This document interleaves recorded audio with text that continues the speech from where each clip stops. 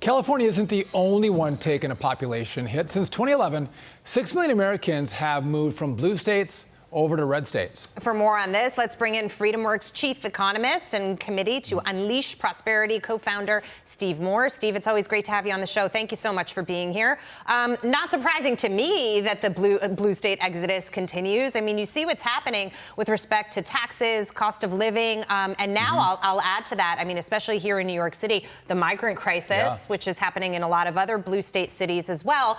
And you say to yourself, of course, people are going to greener pastures.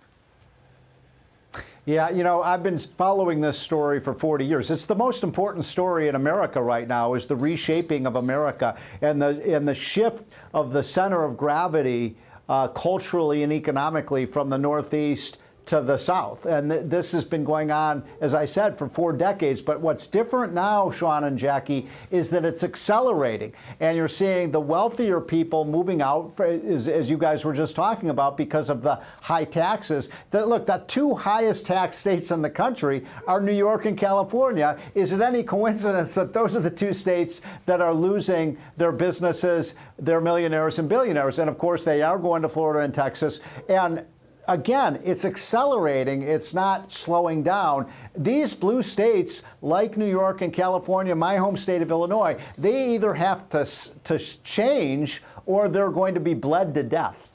And the human heart gravitates towards freedom. And we see people going to places where they can keep more of their money and they have less regulation. That's right. That's what we want as human beings. And it's interesting, to your point you just made, these states have a choice. They can either try to raise taxes even more to make up for the gap that they're losing for big wage earners leaving, or they can actually see what red states are doing and cut taxes, cut regulation. Exactly. What do they do, Steve? Where do they go from here? Because it's a tough situation politically to lower taxes, but to raise taxes, which is maybe easy, is going to cause more of a deficit.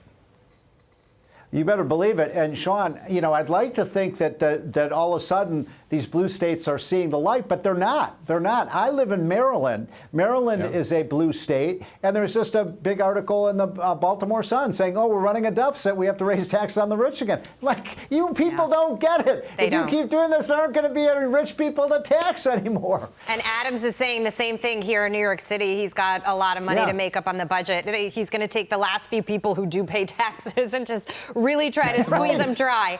Just while I have you, real quick, Steve, new year, new minimum wage. Workers in half the states are going to be seeing a bump in their pay come 2024. Everyone's happy when you make more money, but don't be fooled when Democrats tout this as a win. It's not. Rather, it's a necessity because of the inflation that they've caused from Bidenomics. And Steve, you know this.